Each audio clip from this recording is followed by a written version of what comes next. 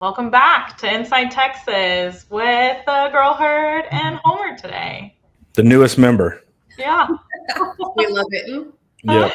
People are going to be like, he looks a little bit different than Angie today. Yeah. A little bit of a switch up, but she's in Sicily, right? Correct. Yeah. She's off frolicking in Italy. We're all jealous. And we're gonna see. Yeah. We just got to talk about football. What a bummer. I know. Our life is so hard. Mm-hmm. Over here talking about all the stuff that's been going on lately and all of the seating and everything that just came off with. I've talked about it with several people, and I'm very curious. We haven't actually all talked about it, how we feel about it. So I'll be curious what you guys' thoughts are on this and how it's going to look. And mostly, I'm curious, of course, also what y'all think about where it would have landed us last year, too. Oh, yeah. Well, first part for me, I remember sending the tweet like news over to you and Angie on our group chat. But the first thing that came to mind was I started laughing because we had a whole pod about this format last year, like not the new format, but the original format before they just made the changes. And I mean, if anyone goes and listens to that, we were confused on there. Like we had researched it, got on there. We're supposed to be explaining to people, and then we confused our own selves because that's how bad it was. So, I mean, overall, like top level, super happy that they made these changes, the straight seating. It's good. I think it pleases a lot of people and it makes it just a little bit more smooth. Where we would have landed, still top 4, I believe, for sure. Number 3, I believe. Yeah. Off the top of my head. I just mean like not having to have a first round playoff or like having how that would have happened. But you yeah, mean we needed overall? that bye. Yeah. Yeah, because we lost the SEC championship game and had to go straight into a first round, which is a huge disadvantage that also Sark didn't really talk about enough. But making that game and losing the SEC championship, and you turn around and have to play the first round. So it would have been nice to have that built-in bye, and Texas would have had it at the number 3 spot. Well, and some people like I read, and I mean, haters gonna hate, but all the things about like, oh, well, you guys would have had to play likely, which is also an assumption, Ohio State immediately, and then you would have lost. And it's like, again, going back to kind of like Sark's comments, we can talk about that as well as all the wear and tear on the body and all the things that we've talked about with all these games of like, we did play an extra game as well. And that, we hurt. There are a good amount of people that got hurt in our playoff game against Clemson last year as well that we isn't talked about enough, and just like, oh, okay, well, this would have just happened. And I'm like, that's a lot of assumptions. That's assuming Ohio State wins their first round. That's assuming, what happens with our players and all of that as well. Yeah, didn't all the like bye teams get sent home? Yes. Yeah. So that was also a really funny convo because we were all like trying to game the system and figure out the best path. And it's like, well, you thought because everybody got a bye. Actually, I'm not sure. But the whole SEC title game thing, I think, is really interesting. And I know in Sark's presser, that's one of the things that he said, I do want to keep that. And I think it's funny because our baseball team obviously dipped out of the tournament for the SEC tournament this past week. And I was watching all the comments and everybody was like, oh, well, like this is meaningless. It doesn't matter. It's just another trophy. And I don't disagree with those takes at all. I mean, I'd much rather them get ready for their super regional because it would have prolonged that time and also shortened their rest. Yeah, the baseball fans were really chill about that. And it's different than football. The baseball, like, because we do the baseball show on Mondays, and I was talking to them, and they're like, man, just throw in a pitcher. Don't throw in your best pitcher. Like, and if you win, good. And I was like, all right, that's cool. I'm glad Texas fans are very chill about this in baseball because I was not expecting that. And then, of course, you go down in the first game. We almost had it, but that was funny to kind of see that flip. And like Devin said, Sark wants to keep it. He thinks it's important. I was hoping he was going to parlay that into, if you lose it, though, it sucks because blah, blah, blah. But he didn't. He just played it straight. He's like, it still matters to me and our team and other coaches. So I guess the SEC championship will stay. But it is a little weird. And it was interesting what you're saying about the buys. Everyone did lose. We have this inherent belief that buys are good, and they are for healing from injury. Mm-hmm. But I don't know if they're mentally good. It seems like you get rusty pretty quick. Almost every other job, if you take time off, you come back a little bit worse at it. So we have this weird concept with football that's kind of immune to that concept. So I think that's interesting too, that like I'm over here mad because we didn't get the bye. but it might end up shooting you in the foot, as we saw. Well, and that's what we talked about that too before of like, exactly. It's like the flip side. Like, yes, you get hurt, but the other side of it is, there's several weeks that you have off. And is that good or bad for you mentally, emotionally, like, in the game, whatever you could rally. And that's what, people are talking about too. There's a good amount of teams that essentially just turned it up a notch when they got into the playoffs. So you agreed on that of like, which is better, which is worse. But I had to like pose this question to people that were inside and outside of SEC to like understand, like, do we have a little bit of a bias of like this seeding situation and what could happen in the playoffs or whatever? And I think a lot of people are on similar pages. Like, there needed to be a change for this season. Last season did not make sense. And I think we'll continue to see changes over time and like the ebbs and flows of teams and stuff like that. They're always going to have feelings. Yeah. You know what? This is one of those times when I think bullying works. I love it when public dissent like comes to be. And I think the next time we'll see it is with NCAA softball, because if y'all saw the bracket for Oklahoma City, people are outraged because it's all top heavy on one side. And I'm like, in my head, wishful thinking, I'm like, maybe bullying will work and they'll like change it before the tournament. They're not going to, but at least they'll know for future. Yeah, the old the water bottle trick from the Georgia game. I mean, that worked too. That's what I'm saying. Yeah, it's But come on, that was a wrong call. You cannot. It was absolutely a wrong call, but it was hilarious that we were able to bully the refs. I mean, that's insane into that. We need to rephrase that, Homer. Like, not bully here. Yeah. But like everybody knew, like everybody with SMU and Boise State, it was SMU, right? But Boise State for sure got it. Even Boise State was like, we get it. This is like, there was not much pushback. Like they did some moral claims of like the good of the game, and they have to advocate for their people, but they knew that it was silly to give them a bye, especially like, you can end up in situations where a team is ranked 16th in the country. They wouldn't even make the playoffs, but because they were in a crazy conference and won it, and they could be a 3-loss or 4-loss team and won it, now you're 4th in the country, because it just doesn't make any sense. And so the straight seeding makes sense. There's some meritocracy to it.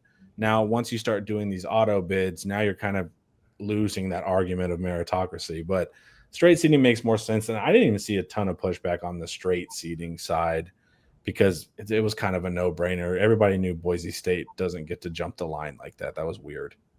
Well, that's what I was like, Boise State, wild. And they were like, yeah, but like also had won every one of their games, had a really great play, all these things. And I was like, fair, but like still wild. And this is where like strength of schedule to me like really plays a role. But again, like back to subjectivity and like people making comments about that. Everyone wanted to say that we had a Mickey Mouse schedule in our first year of SEC. Everyone wanted to downplay SEC teams, all because Texas now has entered the chat. Like, come on. Well, like Mickey Mouse relatively, you're still, even if you have the worst SEC schedule, you still have like the 21st hardest schedule in the country.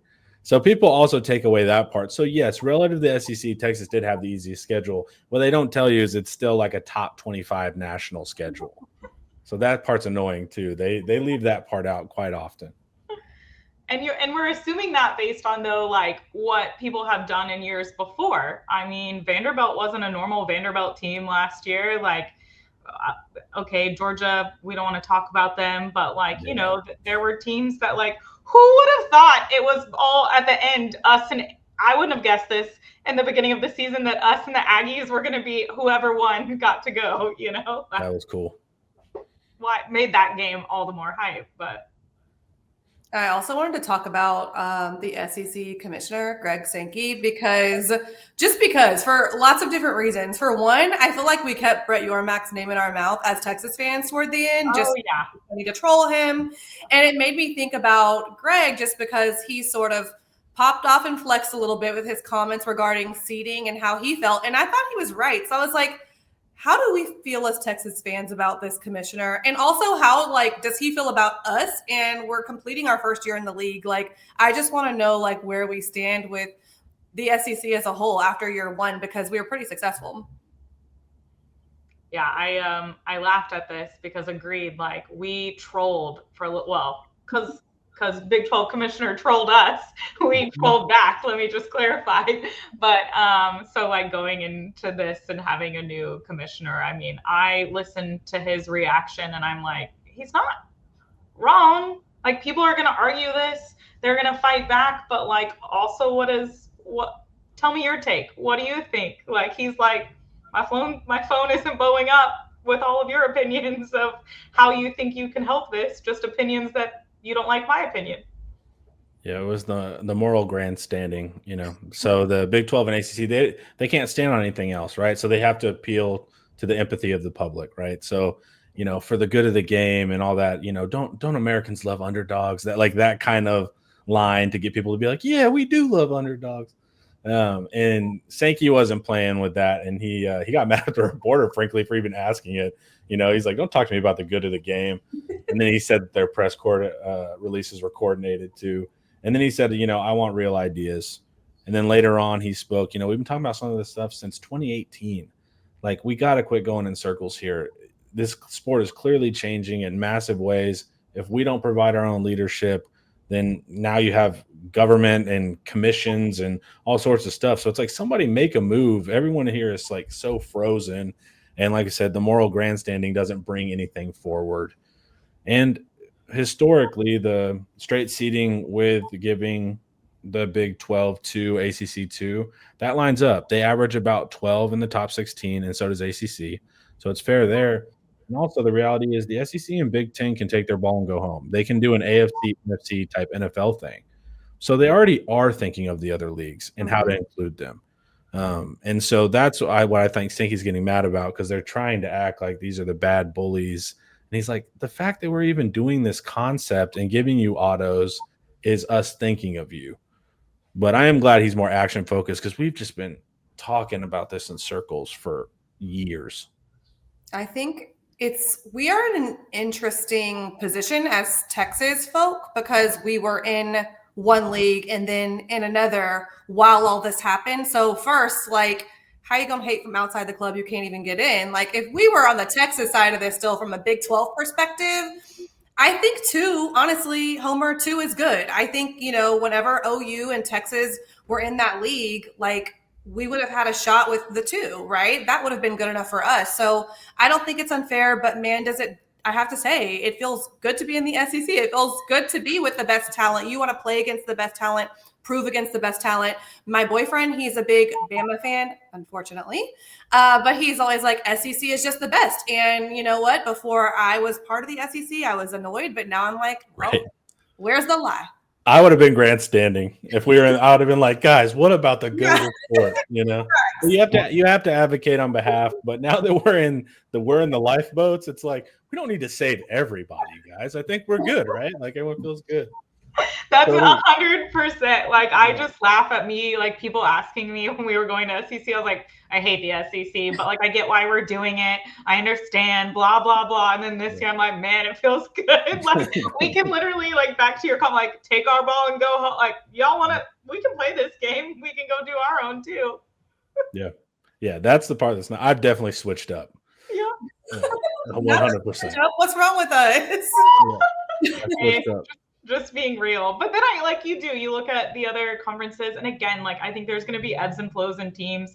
There's going to be certain teams that are going to end up, you know, coming out in those conferences as well. But I think whether you look at it with 12 teams, you go back to 8, you go to like, you know, there's talks of 16, like there's still the, you know, fraction of the teams for each conference kind of stays the same, right? Like that's where I'm like, well, it's kind of same, kind of like when you talk about like numbers and recruiting when it changes. So what are we really fighting for here?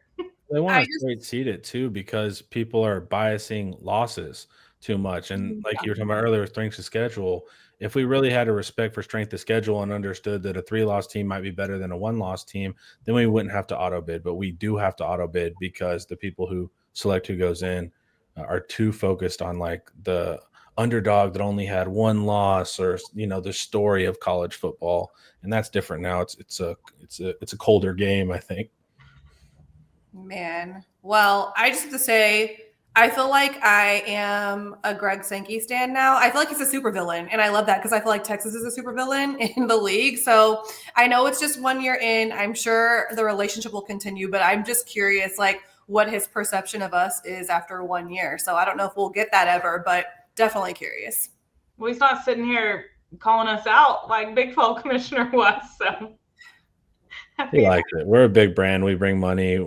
I mean, yeah, he likes us. Of course, it's good for business. It strengthens his team, and he did it. They didn't do it under the table, but he made the deal against the wishes of some of our other conference mates at that point. So he knew what the smart move was. Yeah, that's true. Okay. Well, speaking of brands, let's hear a word from our sponsor, Luxe Kitchen and Bath. This video is brought to you by Luxe Kitchen and Bath. Luxe has been offering high-end kitchen and bathroom remodels for 3 generations throughout the greater Austin area. With 5-star review after 5-star review on Google and Facebook, and an A+ rating from the Better Business Bureau, you can put your faith in Luxe Kitchen and Bath's award-winning designers and skilled craftspeople to bring to life that dream vision of your special home. But that's not all. Luxe's all-star team provides full remodels, large additions, and even commercial build-outs as well. So call Luxe Kitchen and Bath at 833-358-LUXE today. Or visit luxekitchenbath.com to discover where quality meets luxury and begin the process of transforming your home. Get a free quote today by calling 833-358-LUXE. That's L-U-X-E. Or by visiting luxekitchenbath.com. Link in the description. I feel like I can just go on and on with these topics and like how I feel so passionate about these. Do we think like it's changed? I mean, what do we think about college football now? Like, what do you think about, of course, this will likely be the last year of 12-team, like all of the above. Yeah. I mean, again, Sark was even talking, not directly to that question, but like he was speaking about the fact that there probably won't be another undefeated team in college football. It's a 16-game season, all things considered, as it stands right now. And I just remember that old BCS feel of like the 2 undefeateds going up against each other at the end of the year. And in that sense, it's different. Michelle, I thought of our trip to Sugar Bowl at the end of 2023, and it felt like everybody was there, and like we all have this energy behind this one game, and hopefully that Houston national championship that didn't happen, that was right down the road from New Orleans, and a lot of us are living in Houston. To this year, I think about the playoff and the excitement because it was new, but also just how difficult it was to make it to all of the games. Like out of 10, for example, the Peach Bowl, because we chose to go to the SEC one a few weeks before, and we were prepping to come back to Mercedes-Benz, hopefully for a national championship. And so in that sense, it just feels a lot bigger than it did before. But I think that's a good thing, and I embrace it. Well, Sark was talking about it, fan fatigue, in the presser today, and he named it. You go to Atlanta back for the first round, then you're going back to Atlanta. Then you go to Dallas. So it's like it's a good point, getting the time off of work, the money, all of that, and also just to stay emotionally engaged. It's like, this is my 3rd make or break game in 3 weeks. It's a little hard. So yeah, I think it's definitely a different game. And even towards the end of the playoffs, even my excitement levels, I was a little. I don't play on the team. And even I was like, "You're right, Sark. We need some load management. This is wearing me out going into Ohio State." So I think there is a different feel, unfortunately, in the postseason. Coolest moments that I've gotten to be part of are like Michigan this past year. How we were filling. I mean, what looked to be about 40% of that stadium, and every single Texas fan did not leave, and we sang the eyes.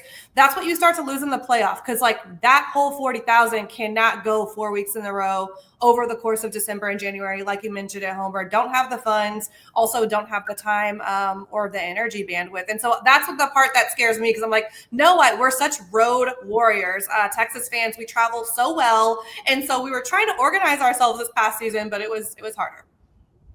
Yeah, and I mean, I think about it, like we wanted to go see the first SEC championship since we were in it. We made it. Like that was hard enough to get to there, and obviously would do that over again regardless of the outcome. But I mean, yeah, we definitely like the next few games, we were like, okay, like where do we go from here? What, we wanted to make it all the way, of course, and going back and traveling to Atlanta over and over again. But it will be interesting how this lands this year. And then, of course, straight seeding and changing that. But I mean, it goes back to like, there's lots of talk of like playoff games being at home. That first round game being at home was great. So I don't know how they'll do it, of course, leading in, but. Well, you've created a weird incentive because all the business minds want the first round game. Yeah. So they don't even want the bye. So the coaches want the bye. The administration doesn't. They would like everyone on campus, the millions of dollars, and just to be on TV that week when you wouldn't be on TV. So we've also got this weird structure where you win your league and you get rewarded by not having a game. That's good between the lines, but everyone outside the lines is like, this is not an advantage. We would love to have Texas host whatever big name brand in the playoffs. So we've also had this weird structure now that are actually like competing interests within the same program. And that's what we talked about. Me and Michelle discussed why not make the first 2 rounds on the college campuses, because that helps with the fan travel a little bit, especially if you're getting that home game. Obviously, this is implicating the bowls, and so that's a larger contractual discussion. But that would probably solve for what you're talking about. And I think most people would be on board with that, except you're talking about, yeah, of course, the bowls and like taking some away. But I mean, we've talked about this, like you can play them back at different bowl games that are still happening or however you want to look at that. But I mean, I do think that's the difference. And there's going to have to be some changes that happen like over the years based on location, teams, like all these things are going to end up changing, I would think. But I mean, I do agree with Sark, like you're not going to have a team that's going to go and win every single game. And he was like, if you do have a team, give them a statue. And I was like, that's fair. And that's very much like the pros. I mean, that is kind of what it's turning into. It doesn't upset me. People are like, this is going to turn into pro football. It's like, I don't know what that really means. Like the pro football has great fanship. I'm actually not a big NFL guy, but they have no problem with viewership, money, fan interest. I guess what you're going to lose is like the plucky underdog, like the walk on that you didn't. That's kind of the heart of college football that I think people are going to miss. But yeah, I mean, it's going to go that angle. And these guys are pros. They're making millions of dollars. They're expected to be there every single day. They're living a professional life. So let's give them the professional reality too, I guess. Yeah. I mean, I don't know. I don't understand the NFL. I think it's the thing that they can compare it to. So that's why they say NFL. There's not many other options. But I think one thing that has and is changing is, for example, the beauty of high school. You have this roster. It's your four years you get to do something to get to state. In college, it sort of used to be like that. Now with the portal and NIL and just it's a different relationship, and it's a lot more transactional for the player in many ways. And that is not a negative. It just is. And so it starts to change the fan and coach relationship with that team, with that dynamic. You really only have it for a year or two. And what I'll say about like Sark and the fact that he doesn't think there will be no undefeated teams, I think that he is preparing his roster and has for the last 2 years for these longer seasons. It's why we're so deep. And I think we were a couple of bad plays in that Ohio State game before dancing where we should have been dancing. So, I mean, I think he's right there. But I also, again, I told Homer earlier, Michelle, we did so much discussing around what is Sark's take on this and like his approach to the season, knowing it's a marathon and knowing you're really preparing yourself for that versus like, yes, 1-0 every week, but like also there's more to play for. Yeah, and I think again, I think everyone's still going to go in with it with 1-0. Like you want to win every game, I don't think anyone's going and being like, we're going to plan to lose this game and still be okay. Right. Because then of course there's the conversations around however many can you lose and still get to be wherever you can be, blah, blah, blah. I can agree with that. Like all of those are going to happen, but it's also just silly to believe that you're going to win, 16, 17 games, whatever it is. But totally agree with you, Devin. Like I thought about it. There was something on this too that like again, going back to if the seeding were to happen last year, us playing Ohio State, it's like we were that one touchdown that occurred, if that didn't happen, it's a different game, right? Mm-hmm. Like you go back to like there's so many things agreed that we're a couple plays away from the dance being different. And I just like there's so many assumptions there that's happening. But like also that's why we all love football. And that's why we love college football and watching all these games, like and what happens and things changing. But and that's why like for me it's like the state of football hasn't changed. Like all these conversations around it, it's not like I still am going to sit in front of the TV and watch them the same, right? Like, yeah, between the lines, it's still equally excited. Like we're playing A&M. That still all feels the same. Yes. It's everything outside of the lines. It is more transactional. Fans love to hear they're playing for Texas because they grew up a Longhorn and they love the Longhorns. And still, a lot of them do. It's like, because it's Colin Simmons. He grew up in Texas and he picks Texas, so it's like a lot of the kids do end up staying home. It's not like he showed up somewhere completely different.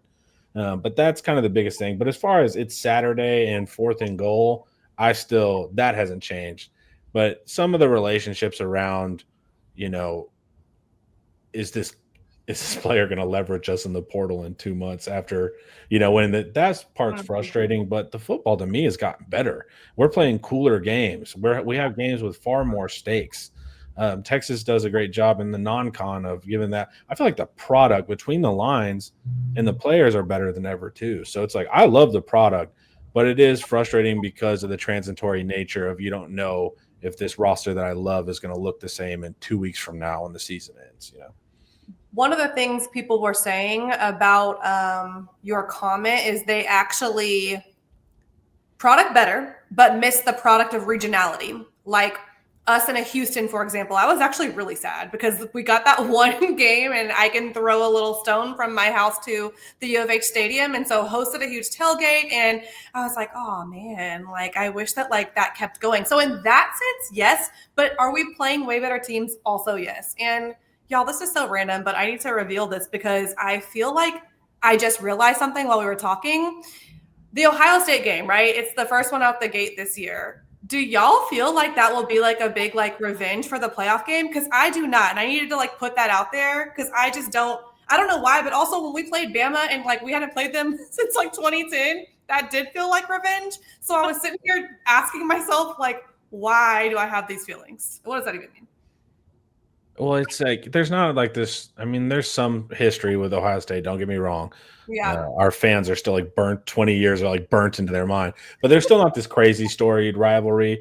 It's like it's a dislike because, we're a big brand and good and we know you're a big brand and good. That's not the same like beef, So I don't feel like it's like a revenge thing.